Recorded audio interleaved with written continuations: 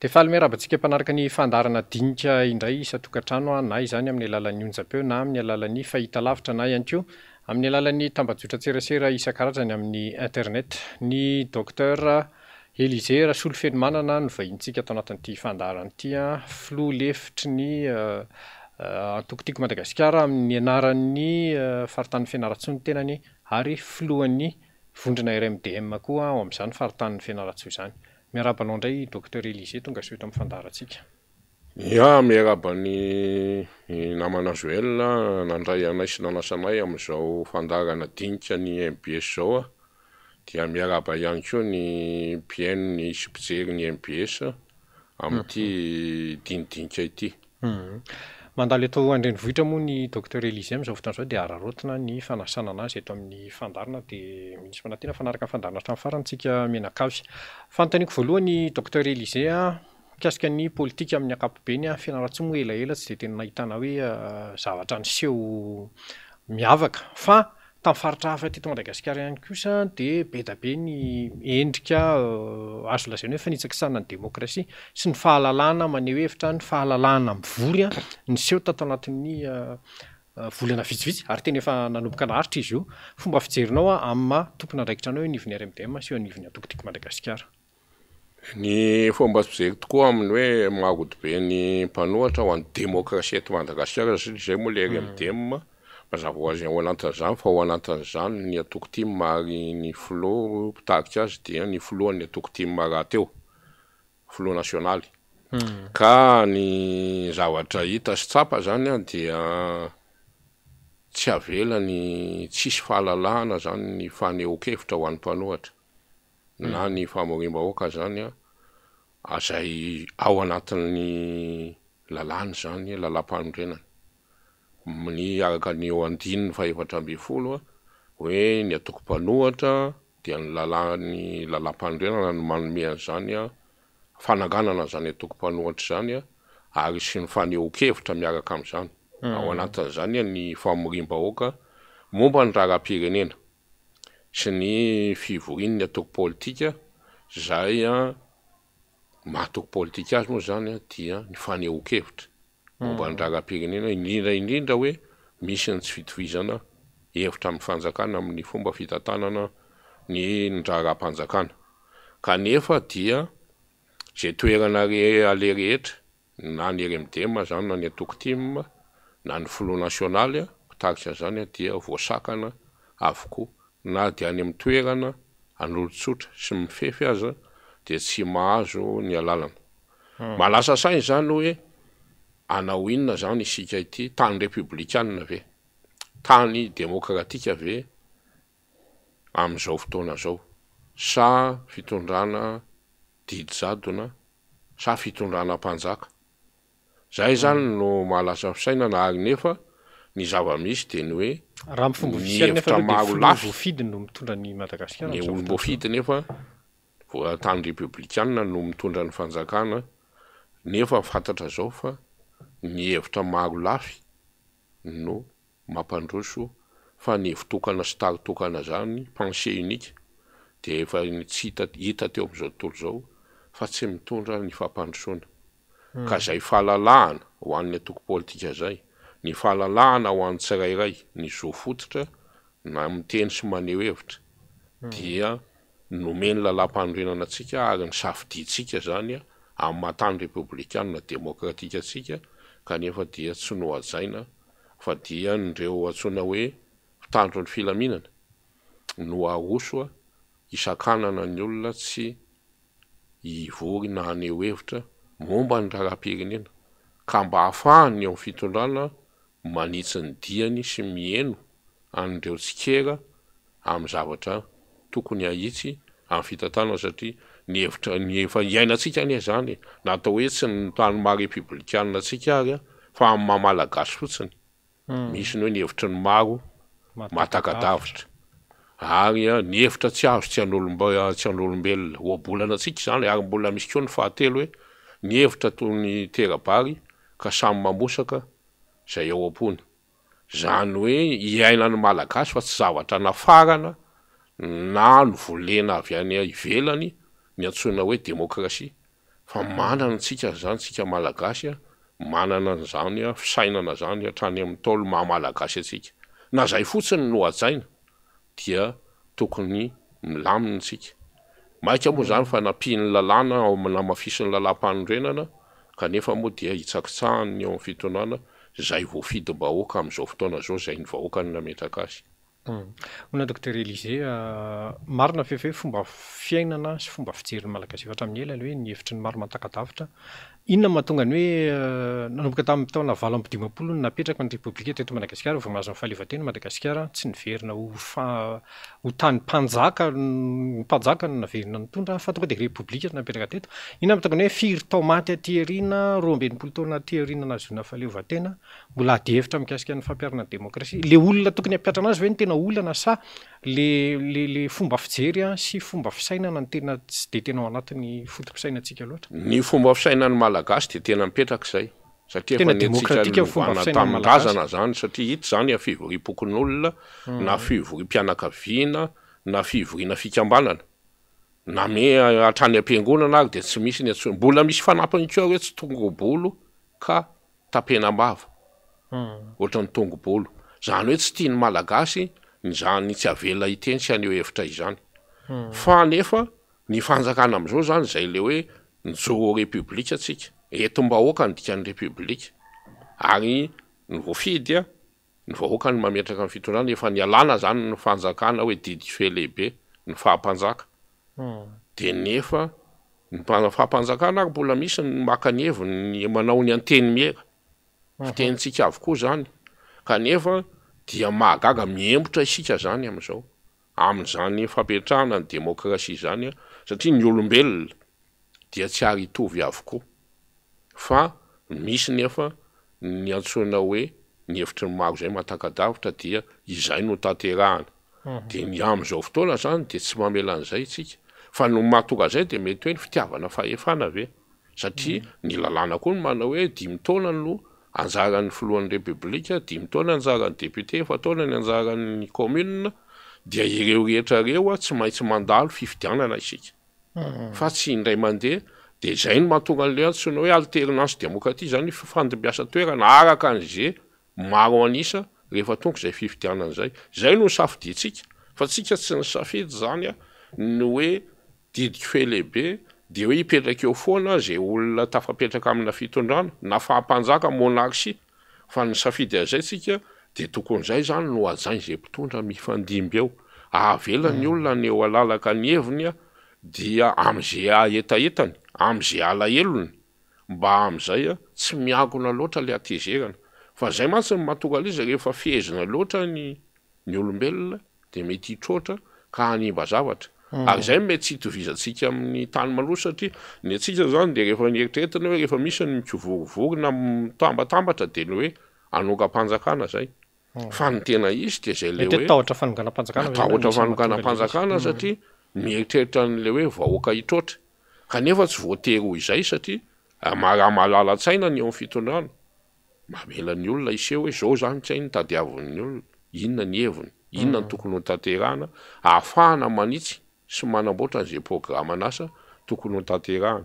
fa raha izao zavatra zao no misy tsy fantatra zany zay iseho rehefa tena hitrotra ny olona io koa moa zany mety ho jerena misy miteny le hoe ka tsika ty amin'ny fanoherana zany ny RMDM mazava ho azy sy ny atoko-timina dia misy koa ny amin'ilay zao hoe faible nareo tsy mahazaka vahoaka malefaka fa zao le izy tsy tokony sika samy malagasy ny famono ary zay za mahatsara hoe mpitarika raha iza tsy mety ny hoe isa raha latsaka amin'ny samy malagasy tsy makasitraka ny herisetra amin'ny mahasamy malagasy satria matony misy zany ny hoe fanehoan-kevitra na ny fitakinany tsaratsara kokoa amin'ny fomba fitantanany dia ny havelomana zay ny tadiavina ny fahavelomana tsaratsara kokoa ho an'ny vahoaka sy ho an'ny be sy ny maro no tanjona fa tsy fahafatesana akory ka tsy mety zany afatra ho an'ny miaramila sy ny mpitandro filaminana sasatsasany reny le hoe mpianatra tany Tamatave ohatra hoe mitaky ny vatsim-pianarana zay zoany vola 3 alina ariary ve isam-bolana ny aminona olona maty leo ty fidanitra fa navofe ohatra na hoe fifandona na amina toerana anankiray misy maratra misy maty na zay ve no anagadrana olona fa hevitra tsy mitovy zany a de tokony manan'izay le pluralisme d'idées zany hevitra betsaka dia tsy tokony zay raha samy malagasy satria samy raha samy raha ihany na ny miaramila na ny tafika ny gendarme na ny vahoaka ary zana-bahoaka ihany koa mananjanaka vahoaka ihany koa reo ao anatin'ny tafika reo ka tsy tokony hampiasa hery na fahankahalana ny vahoaka zay hoentina fa avela izy anao ny heviny ny manimba zavatra tsy mety hankadreny izy hoe aiza nareo ny vo de maintien de l'ordre zay le mitandro ny filaminana maintien de l'ordre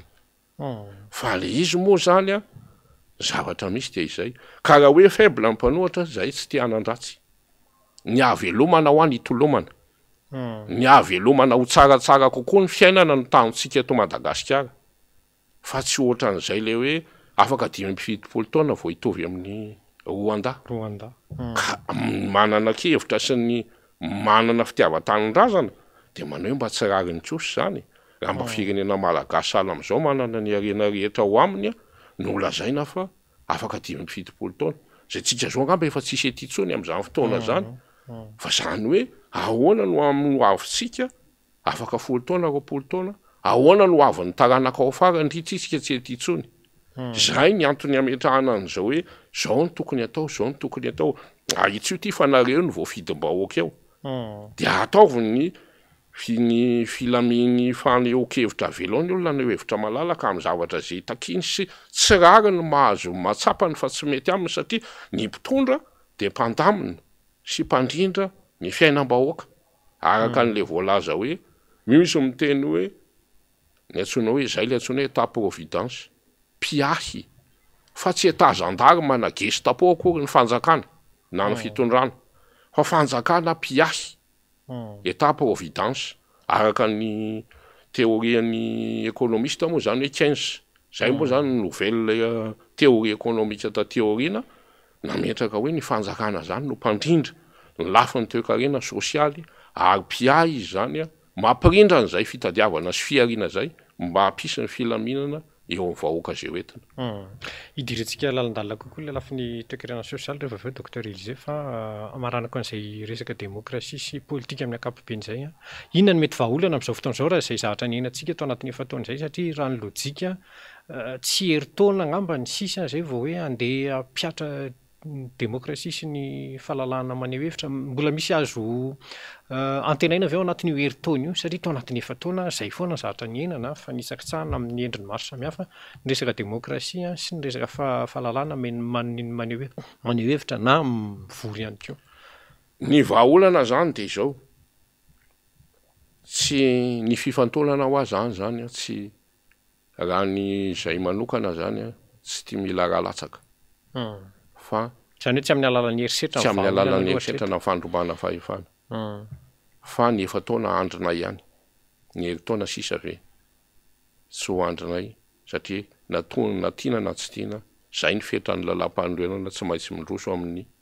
fifidianana tapitra ny mandahan'ny filoham-pirenena fanomanana zay zany de zay ny ezaka satria azadino fa efatra ny targetran'ny RMDM zay koa zany mety misy manadino de ny hoe fampanjakana ny sohim-bolana ho ambe sy ny maro ny fampanjakana ny démocratie ao anatin'izay fanondrenana ifotony ao anatin'izay telo zay ary ny farany de ny fitsinjara-pahefana tena izy zay no tanjona iombonany tao atoko maro samy hafa ao amin'ny RMDM zany ao anatiny ka raha ohatra tsy hanao an'izay ny fitonana zao fa zavatra angatana fotsiny zany de hoe nareo no ao rehefa tsy avelanareo zay ho ataonay zay démocratie zay tena izy zay fanondrenana ifotony zay miainga avy any amin'ny antsoina hoe mahamalagasy ny fokon'olona dia ny ao anatin'izany ny fibanjinana ny sohim-bolana ho amin'ny be sy maro zay tsy misy am'izao fa tokon'olona vitsivitsy zany no miaro an'ilay tombotsoa ary mahatonga an'ireo le hoe anay zao ny eto amin'ny fitondrana fa tsy ianareo ka zay tena atao io. Eny ary ivadika kely amin'ny pejiny sosialy sy toekarena tsika satria ny docteur Élisée tsara fantatra amin'ny mpanaraka ny fandarina ihany ankoatra ny hoe mampitsabo anazy dia nandalina ihany koa momba ny resaka toekarena sy ny tetom-pivoarana. Araka ny efa natsidika teo ihany fahitan'ny mpamatsy vola iraisam-pirenena azy afaka 5-7 taona izay Madagasikara vao tonga amin'ny toerana misy an'ny Rwanda amin'izao fotoana izao. Tsy hoe hitovy amin'ny Rwanda fa ny toerana misy an'ny Rwanda amin'izao fotoana izao, izany hoe Rwanda mety efa toerana hafa indray misy anazy amin'izany fotoana izany. Tena izay ve tsy maintsy lalana izorantsika docteur Élisée raha ny fahitanao anazy sa tokony misy vahaolana hafa sy fepetra azo raisina aingana kokoa mba ahafahana ataoko hoe manafaingana kokoa an'izay dingana izay fa tsy hoe hiandry 5-7 taona izay vao hita taratra ny fivoarana ara-toekarena eto Madagasikara. Ny classification Banque mondiale na moa dia hoe fahadia firenena 5 mahantra indrindra zany tsika amin'izao fotoana. Ary efa tao anatin'ny 10 taona dia teo foana. Tao anatin'izay zany dia le hoe ireo firenena misy miadon-tsikorontana no resintsika zany Burundi, Mozambique, zay zany ao anatiny aty Afrika ireo. Dia mandray $531 isan-taona zany ny isaky ny isan'olona no eto Madagasikara iklasifenantsika amin'izay firenena 5 mahantra indrindra eran-tany zay.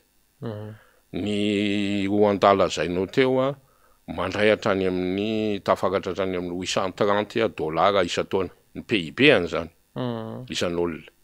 Ka raha zay zany no hoe afaka 5-7 taona tsika vao hitovy amin'izay dia karazany fanesonany zay no andraisako azy. Fanairana ny malagasy zany sy ny ampo-maha malagasy hoe dia mba rariny ve zany. Référensantsika ve ny tany afrikanina. Ary tany afrikanina vao niady ny famono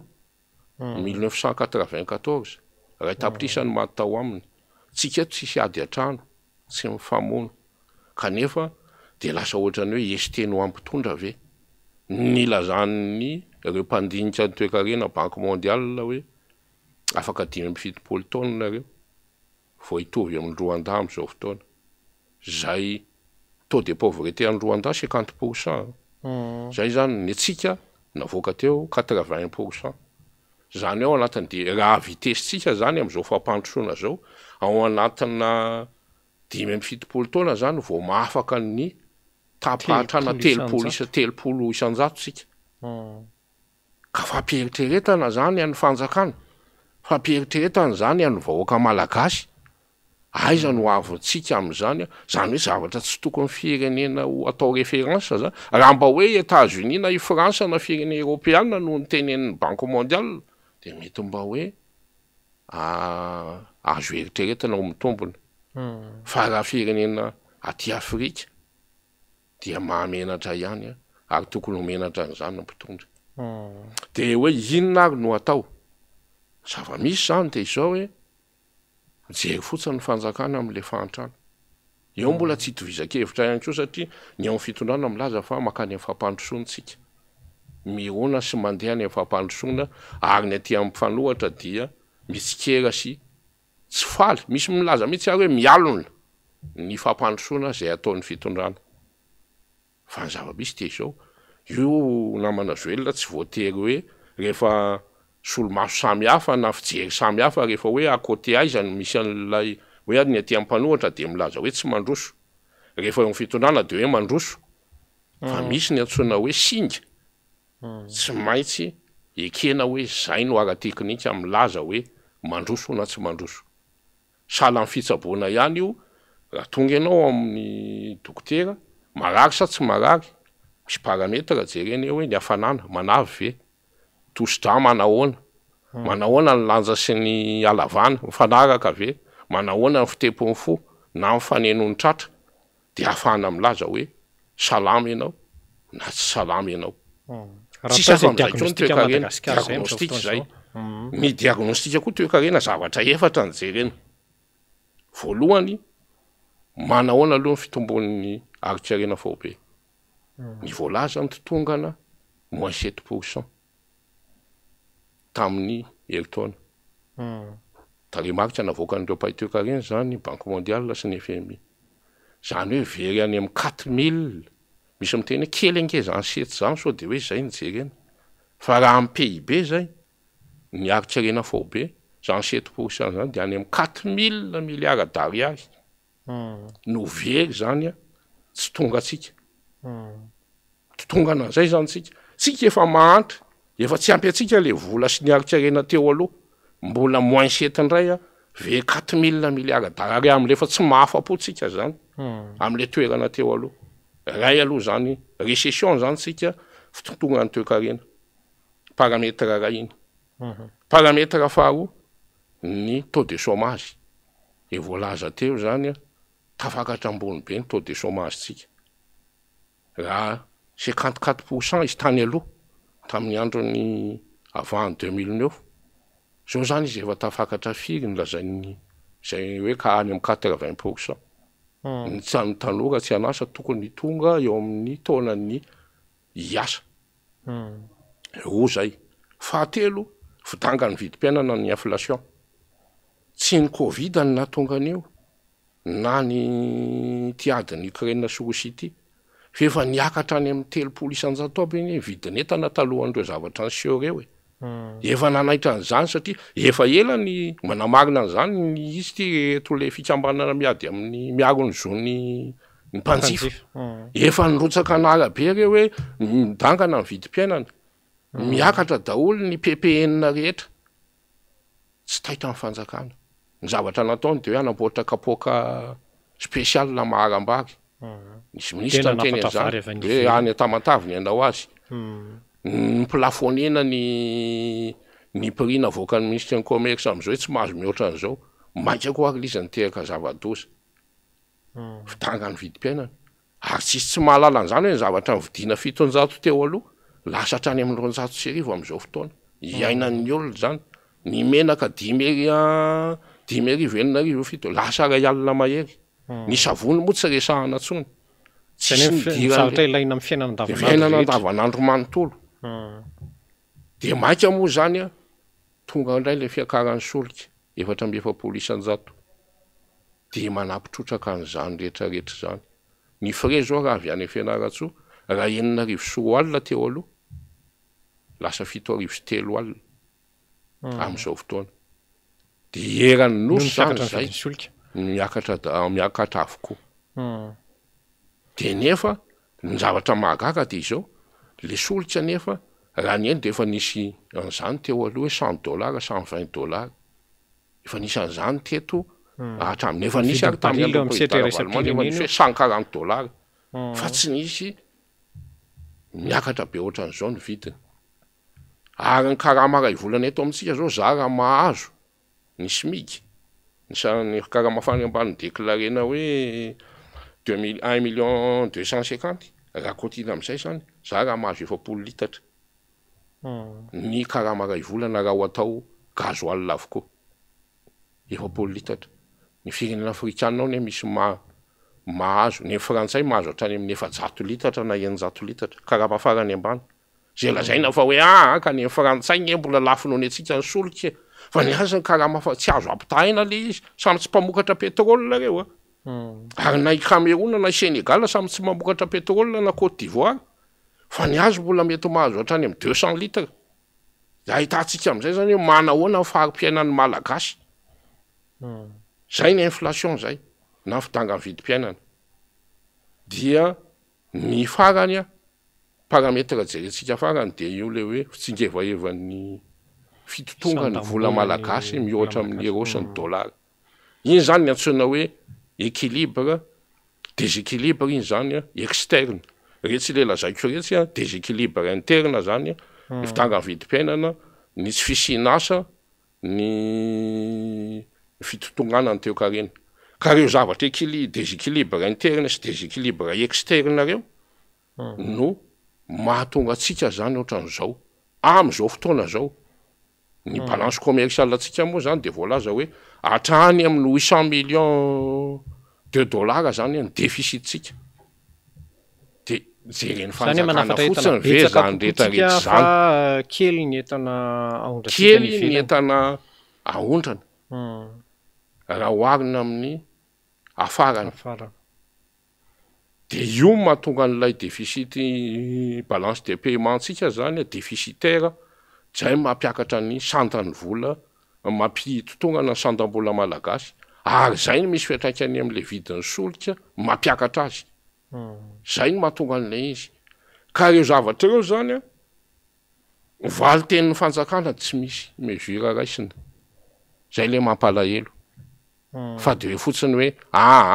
vokatry ny covid io a tsy vokatry ny adiny Ukraine sy Rosia am'izao fotoana zao fidiran'ny mpianatra tena sahirana ny olo tsy manam-bola anaovana droit d'inscription zara misy izy milaza fa mahavita IPP ary zao nefa ny zavatra misy ratsy le toe-karenareo ny croissance économique no misy fisondrotana sy fitombony de tsisy fiatraikany mihitsy atsy am'le sosialy zay le atsoina développement zay mahasamy hafa azy tsy voatery isy fiatraikany croissance économique amin'ny développement fa nefa tsy maintsy misy croissance économique vao misy ny développement économique zany hoe fiboroboroboan'ny toe-karena miantraikany amin'ny isam-batan'olona izy am'izay zay le atsoina hoe miantraikany amin'le sosialy sy ny fiainana sosialim-bahoaka de inona ary zany no ataon'ny fanjakana fa de ionona am'izay fotsiny ve hoe anao fotodrafitrasa de zay ge efa nanao EPP ro isaky ny région manao braon police de lokona amin'ny loko volomboasary manao fonja manara-penitra de zay ve ny antsona hoe fampandrosoana an'le toe-karena hitadiavana an'le croissance économique am'izao fotoana zao zay misy an'ireo le hoe surchauffe crise économique zany na surchauffe économique am'izao fotoana zao zay mila zany ny antsona hoe situation exceptionnelle zany zao zavatra manjo atsika zao indrindra zany taorina fiakaran'ny solika nanomboka tamin'ny volana janoary zany de mbolana piny le fiakaran'ny solika tsy nisy fepetra politique économique conjoncturel zany hoe fanahaka am'le vanim-potoana nataon'ny fanjakana zany ka mba misy fepetra hafa manokana misy fepetra hafa manokana io zany resaka velerano zany tokony misy adaptation atao zany satria tsy mifanaraka tsony am'le zavatra misy am'izao fotoana iainan'ny malagasy zao raha hoe fanjakana pia izy raha hoe fanjakana ray aman-dreny izy ka tiana hoajain'ny olona satria pia ny fiainam-bahoaka mba tsy hikorontanana le toe-karena sy le sosialy dia zay no anomezana andreo privilège rehetrarehetra n'ireo fitondranareo ange anomezana azy fiary anomezana azy mpiambiny anomezana azy ny rehetrarehetra mba anomezana azy ny tombontsoa rehetra prérogative de l'État mba hahafahany miahany vahoaka 20 tapitrisa zay no andraikiny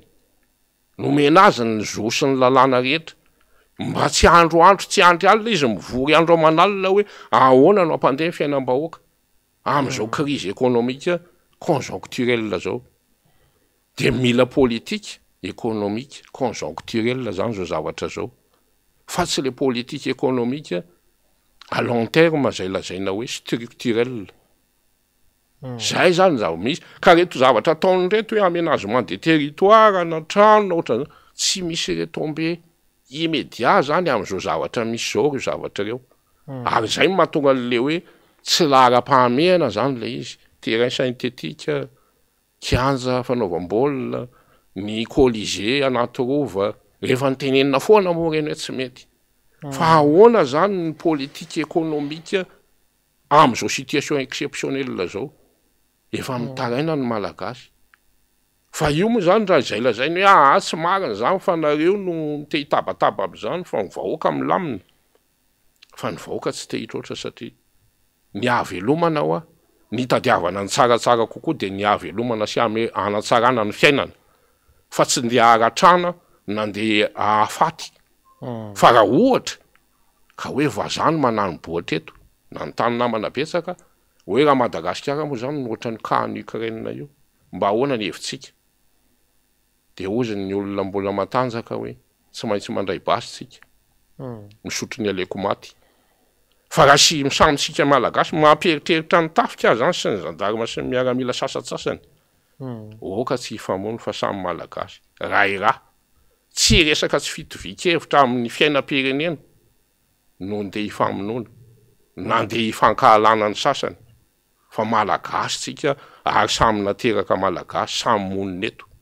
fa raha hoe vahiny no manao an'izay ataovy amin'ny fanaovana azy hoe hanany bohatra tsika ka zay zany le izy hoe inona ary no atao jura manome hevitra zay satria lazaina fa psikera fotsiny ny mpitony ny avy aty amin'ny fanoherana ny mesure politique économique amin'izao fotoana zany dia zao hoe ataovy loha tsy maintsy ampiakarina ny dépense publique forony ny asa ka raha ka tsy ampy le vola hoentina mihetsika afaka manao izy ny antsoina hoe création monétaire satria zay le lazaiko hoe déséquilibre interne io fa le déséquilibre externe teo izy tsy afaka mamorona ny dollara sy ny euro tsika satria volan'olona iny dia ireny zany tsy maintsy any amin'ny famokarana secteur primaire zany secteur secondaire sehatra asa fahatelo izao tsika nilazana hoe nahazo loka era-tany trophée amin'ny fananganana orinasa indostrie ny antsoina hoe indostrie aloha dia misy ny antsoina hoe input sy ny output zany hoe matière première dia mandalo ny famidinana transformation dia mivoaka produit fini output zay ny antsoina hoe indostrie 14% PIB ny no orinasa raha mbola voatana ary zay no anjaran'ny indostrie malagasy amin'ny aritsarena faobe dia ny agriculture zany no mbola ny 20% latsaka kely eo aka voalaza ny taremarika ofisialy no miaina amin'ny fambolena sy ny fiompiana sy ny secteur primaire zany dia ny lasa midangana ny aty amin'ny secteur tertiaire aty amin'ny service tourisme sy ny service zany no lasa fototra ny toekarena zay zany mahatonga atsika hoe mikorotana io satria tsy azo ifaharana io zavatra eo fa tsy maintsy reto indostrie reto ka zay ny lavarinana hoe nisy orinasa 700 zany ve nitsangana nahoana tsy niena ny taux de chômage tsika fa mbola midangana be io nahoana ny tsy niena ny voafetra hoe manana piasa firy moa le orinasa nahoana ny tsy niena ny fanafaranetana fa ny zavatra ataotsika zany dia zao hoe tsy maintsy zany tsika ny famokarana aloha Madagasikara malalaka mbola raika amin'ny 300 ny tany tokony araka ny taremarika ofisialy no azo no voavola eto Madagasikara raha fianaratsy manokana automatsiatra dia mbola voalaza fa 13% ny voavoly ny tany azo volena ny filohantsika moa dia nilaza ny hoe mahagaga koa zany amin'ilay fomba mampanao malagasy tsy azo sarahana amin'ny malagasy ny fambolem-bary Flora Valomanana moa nanao an'ireny le vitrine sy le miezaka zany amin'ny fambolem-bary satria zay ny mahamalagasy ny misira moa ny bobolina mihitsy hoe ny vary ihany ny mahamalagasy ary ny vary ihany no teny tokana tsy mba misy dikany hafa eto Madagasikara tsy moavaratra nefa natsinany amin'ireo foko isan-karazany fa dia vary ihany ny antsona azy zany hoe milaza midika firaisam-pirenena zany ny vary ary tsy vitsy mihinam-bary avokoa ny malagasy rehetra kanefa raha izao ny jerena za raha mety mahita 7 kilao isa-taona ny olona ray mihinam-bary dia any zany lany amin'izany ny devisitsika satria ny filoha manambany ny fambolem-bary hoe roa taona vao hiakatra ny vary fanakoviana ny tantsany e zany vary efa bolana ave vao miakatra rehelandrila dia lazaina fa roa taona manafatra 20 sambo aleo mamboly artemésiaty zay mamboly vary tsy mety zany teny zany raha ohatra ka mbola malagasy koa no entina satria zay ny mahamalagasy ny malagasy dia ny vary tsy ny bleny atsika lafarinina fa ny vary dia izay nefa mbola manafatra tsika 600 tonnes isa-taona 600 000 tonnes zay no afaratsika vola mivoaka fotsiny ake zany mamelona ny tatsahany a Pakistan sy any a Inde sy ny voaziana faratsy any Inde ana faratsika vary fa nahoana ny eto-toerana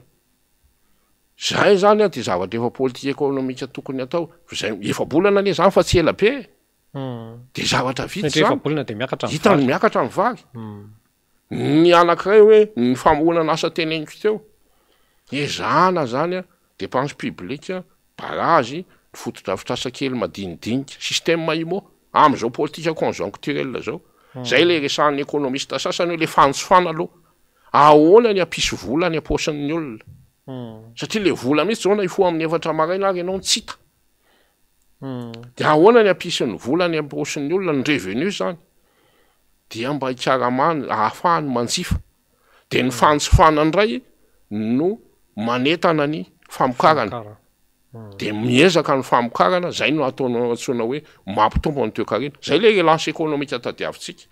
ny relance économique tadiavitsika zany de hoe ahoana ny entana ny toe-karena zany ampitombo ny activité économique ahoana ny sin'ny hidinan'ny taux de chômage mba iasan'ny olona betsaka ho an'izay olona tonga taona tokony hiasa ahoana ny tazomana ny vidim-piainana na ampidinana ny vidim-piainana zay zavatra zay a no tsy maintsy herijitsika de hoe ahoana no équilibrena le déséquilibre externe teo ampiakarana ny sandam-bola malagasy ny ariary zany mihoatra amin'ny dollara sy ny euro raha izay zany le izy ny économiste sasa moa de tonga de hoe raiso ny décret de ataovy apahefaky ny apahefatry ny ariary zany tonga de ny dollara zany tonga de atao arivo ariary de miakatra amin'ny pouvoir d'achat fa zao ny problème hiakatra afo efatrena zany ny pouvoir d'achat ny fahefa vidin'ny olona satria lasa arivo ariary ny dollara na ny euro ny isandahina azy tombo avy efatrena zany ny fanjofana manana an'izay PPN sy entana eto vokariny eto Madagasikara zay ve tsika avo efatrena raha tsy zay de mila manafatra avo efatreny ndray zany tsika ka manana tahirim-bola avo efatreny am'izao fotoana zao hoe tsika ao amin'ny banque centrale satria zao ary tsika mena an'le FEC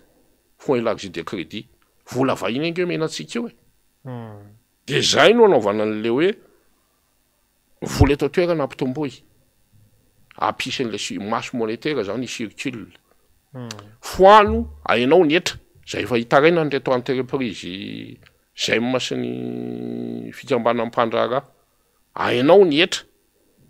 alaina amin'ny revenu ny impôt amin'ny karaman'ny efa miasa mba hampiakatra le pouvoir d'achat ahatonga n'lay toe-karena zany a hiakatra ny fantsofana de hiakatra ny famokarana dia miakatra ny toe-karena ary aporosihana zay le hoe dépense publique aporosihana ny tatsah zany a apina satria tsy vita ny tatsah intsony zany ny manao an'izao famokarana zao ny fambolena sy ny fiompiana amin'ny zavatra rehetra dia ezahana zany le hoe zay zavatra tokony vokarina vita eto toerana de tsy afarana intsony mba hampisan'ilay balance commerciale mba hampiena ny 800 millions de dollars zay banga io ahoana no anaovana mesure exceptionnelle zany situation exceptionnelle de hoe ahoana ary ny atokavana am'izany ny instrument ampiasaina am'izany nge de ny politique monétaire sy ny politique budgétaire ambony latabatra zany didim-panjakana zany de raisin'ny ao finance sy ny tsy mila mandalo assemblée akory zany politique monétaire zany tsy mandalo ny assemblée nationale ny budgétaire no mandalo any ny loi des finances fa ministère finance eo ny banque centrale eo mampiena ny taux directeur amin'ny banque centrale zany tsy mila assemblée nationale zany hainao ny taux d'intérêt ny taux directeur de miena ny taux d'intérêt an'reto le banque primaire reto ahafahany olona 20% izy zao mba hahena 10% na latsaky zany mba hahafahan'ny olona zany mindra-bola anao investissement raha ohatra izy ka anao trano tsy maninona nazo manokana zay fa zay fanetana zay miteraka asy raha misambotra vola avy ny olona salari atonontonony mba hanao trano satria ny ena ny zana-bola miteraka asy zay ho an'ny manœuvre sy ny mpanao trano ny mpanao briky ny pakafasika ny mpanao vato ny mpandrafitra zay ny antsoina hoe miteraka asa fa am'izao fotoana zao zany tsisy olona manao trantsony eny afa tsy mimpanan-karembe zay le lazaintsika hoe efa rava le classe moyenne fa retolay 92% efa miaina ao anatin'ny ambanin'ny fahantrano dia 8% zany sisa ny 8% sisa tavela dia 7% am'izay ny classe moyenne na 6% fa ny 1% zany ndreo le mpanan-karembe manontany eo sy izy eo mitondra fanjakana zay zany ny zavatra misy kanefa reto olona 8% reto nen'ny olona no any andafy any velany ny toe-karena maro toerana ireo no sady mpamokatra no mpanjifa ary eo no maro anisa fa ny eto amintsika zany ny mahantra ny lasa be dehibe de ny mpanan-karena manontany eo zany mpanefoefo sy nisy sakaizan'ny mpitondra no 1%. De zay zavatra misy eto amintsika io ka tsisy filaminana eto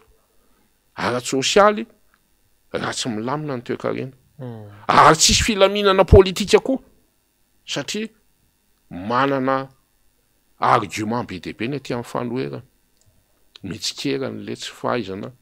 le bonne gouvernance tsy mandeha am'izay laoniny akoan'le démocratie resahanao teo resantsika teo manana argument be dehibe zay zavatra rehetra zay hoe déséquilibre interne déséquilibre externe mijaly ny fiainam-bahoaka dia manana argument ny aty amin'ny fanoherana itsikeran'ireo zavatra reo ary miteraka zay le vahoaka tsy stable satria araka n'le fiteny tenina mpanjaka tsy nianatra ane zany tsy nahy nanoratra tsy namaky teny fatatsika zany hoe ny fimosary no fahavalo mpanjaka andrenam-pomerina tsy mahay manoratra zany tsy nahy namaky teny satria tsy nahy tsy mba vatsy ny kibo tsy mba lamosina ary fatany zany fa hoe rehefa mosary ny fahavaliko tsy ilamina ny fanjakana zay ny nantsona hoe manjaka miadana renina mpe fa tsisy renina mpe zao zay mahatonga azy hoe mitaraina izy hoe efa tsy ka tsisy filaminana satria mosary ny olona ka mahantra ny olona miaina ao anany ambany fahantrano mifo maraina tsy tsisy torimaso mifo maraina tsy mahita an'izay orambesina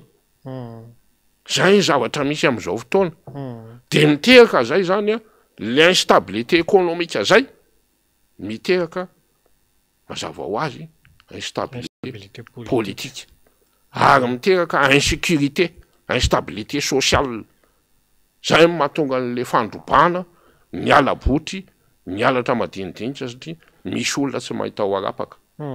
zay zany ny zavatra misy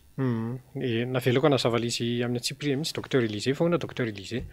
fahitanao anazy inona mahatonga an'le hoe tsy voaray ny fanapa-kevitra tokony ho raisina mifandraika amin'izay olana ara-toe-karena sosialy zay ny teknisianina ve ny tsy ampy sy ny olona manana finiavana satrena le mpitondra mihitsy nefa hoe tsy de misy finiavana anao zay ampivoatra n'le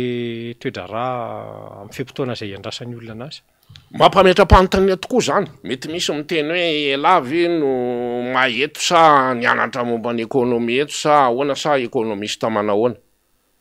fa zavatra mahavariny zany misy finiavana ve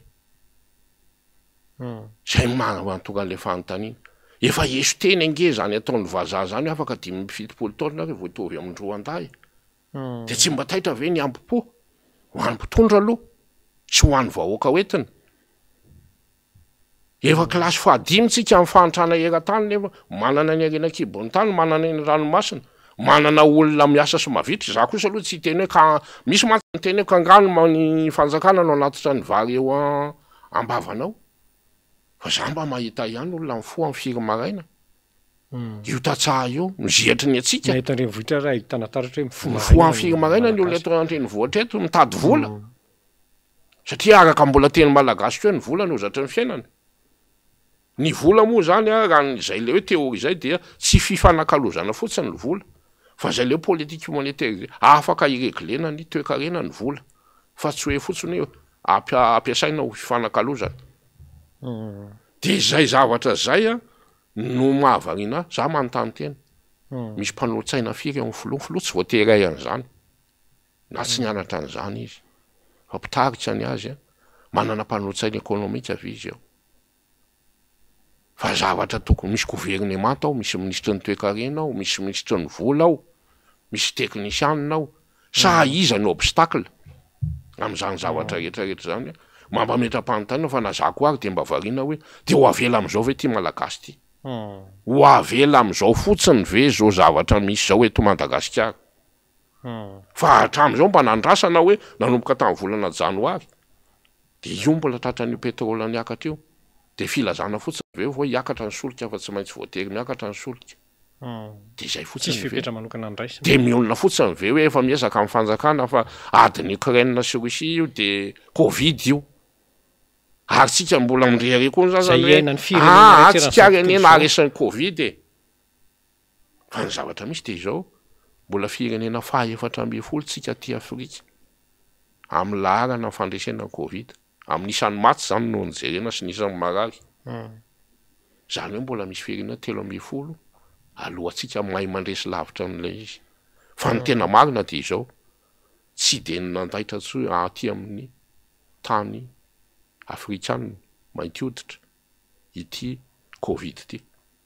raha mamely mafy izy any amin'ny mavoditra tany Chine moa ny Andohany sy ny tao Eropa fotsy hoditra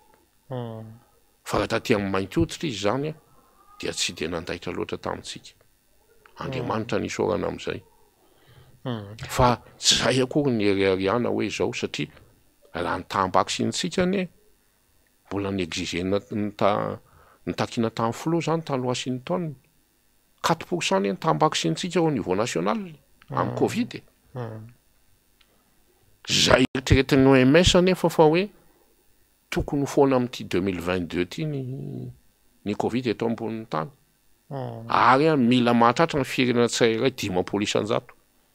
ny olona tany olona vita vaksiny nefa ny atsika moa zany de 4%. Anisan'ny defoan'ny fitondrana zany satria izy nanaporisika an'ilay Artemisias ny CVO de menatra tsy sa manao an'ity le hoe ny vaksiny ihany fanafody no fanefitra miadin'ny Ukraine sy Russie jeren'ny olona fotsiny tsika satria efa hita zao fa manao kely tsy mba mamindro ny Rosianina manafika firenen'olona fotsiny zao mpananobohatra tsika tsy nentina nameloka na ny famonoana ny civil zany na ny fananiam-bohatra nataony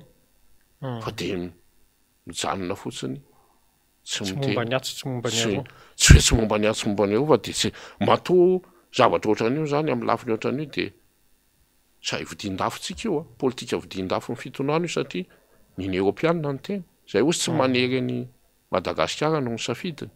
ajainay zay kanefa malahelo izahay amin'ny safidina ataon'ny Madagasikara fomba fiteny hoe tsy momba satria manana fiarahana nefa ny zavatra misy de izao iza moa mifirenena iaraha-miasantsika eto Rosianina nisan'ny manana fifanarahana ny Europeanina ne ny voalohany ny am'izao fotoana zao zany mampametra-panontaniana miara-miasa amin'ny Rosianina ve atsika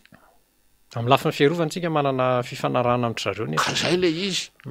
fantrosatsika gne tamin'ny PPTE tsy mifoana ny Rosianina initiative amin'ny Banque mondiale nefa iny ho an'le pays pauvre très endetté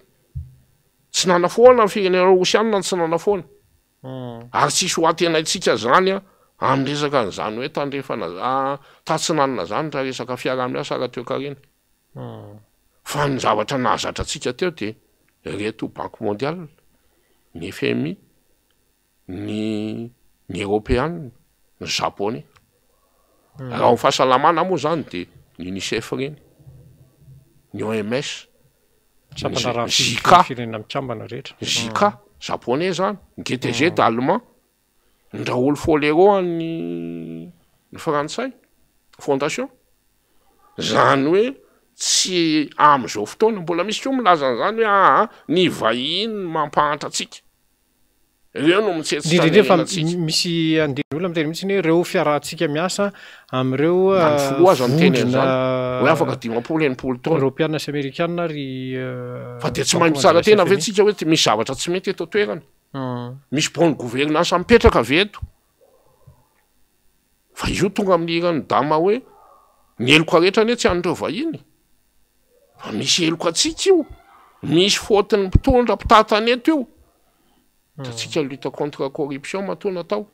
Ay nakaiza ny vola tao nakaiza ny volamena tao amin'ny ministère. Vadika Bolongamby. Bonne gouvernance ave zany. Nahoana ministre ny fitsarana teo aloha esorina affaire misy 2 milliards. Inona le hoe raha inona TSMMC sy ny karazany ty. Aiza no atoravatsika eto toerana ary tsy misy zany. Ny vahiny ve no mampahanta atsika sa isika ihany mpitona sy mpitatana no manao an'izay tiany atao. Mampahanta atsika. Zay nge le zavatra resahany. Ny eto anatiny aloha jerena vao miresaky ny any velany. Fa io firenena rehetra zao tsisy firenena mahaleo tena zany. Ara mahavita tena. Na ny antsoina hoe autarcie. Fa tsy maintsy mifampiankina avokoa. Fa anjarany tsirairay zany no manao an'le hoe win-win, gagnant-gagnant. Capacité de négociation zany. Fa rehefa tsy mahay ianao, tsy manana an'izay ianao, faible ianao, de imposer ny olona fotsiny. Tsy manana an'le capacité de négociation ianao vis-à-vis amin'ny Banque mondiale sy ny FMI. Programmanao aza tsy fantatro ny olona ndray hoe manao azy hoe ty atao, ty atao, ty atao. Hoe IM sy ny karazany tsy vita. Tsy manana programme ianao, tsy manana vision ianao. Zay zavatra misy amin'izao fotoana zany ka tsy magaga rehefa avy eo raha apetraky ny imposer ny olona fotsiny. Fa ao anatin'izay fireneny rehetra tsy maintsy mitady zay tombontsoa anazy. Fa anjarantsika amin'izay mampitondra. Anjarany no mijery aiza ny tombontsoa malagasy amin'izany rehetra zany.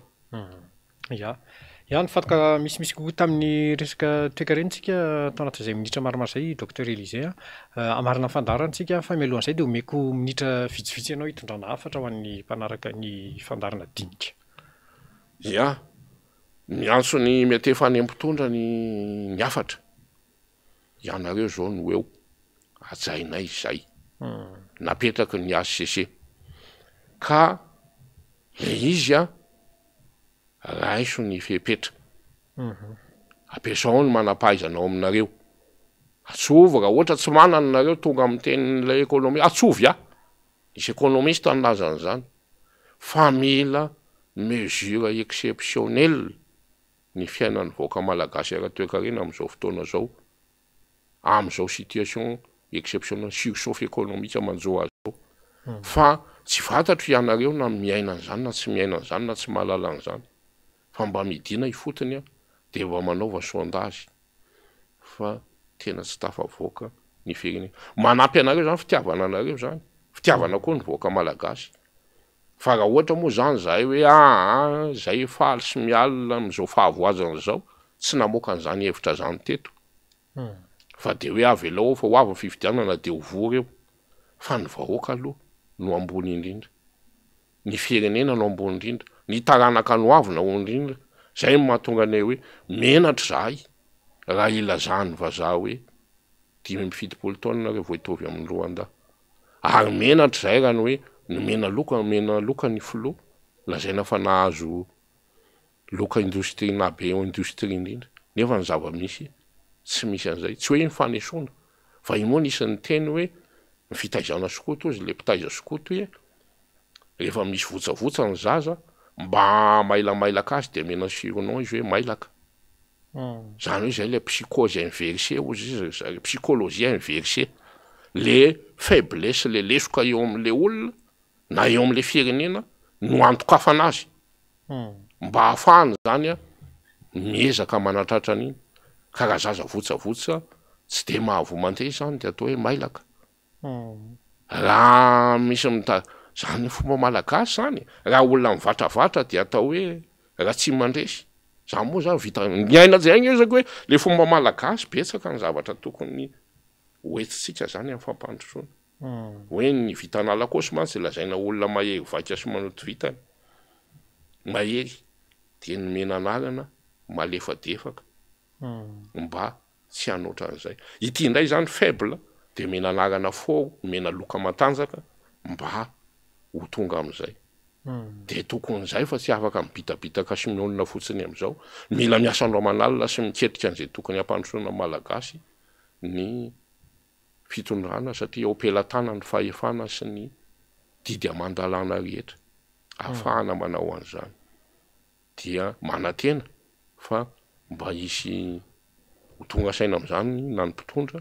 na ny oentina ihany koa fa tsy de hoe faly mitsikera ny aty amin'ny fanoherana fa manolotra sosikevitra amin'ny zavatra rehetra zay tokony atao satria tena efa firenena iaraham-bona ty latsaka katerena ny firenena amin'izao fotoana de fanavotam-pirenena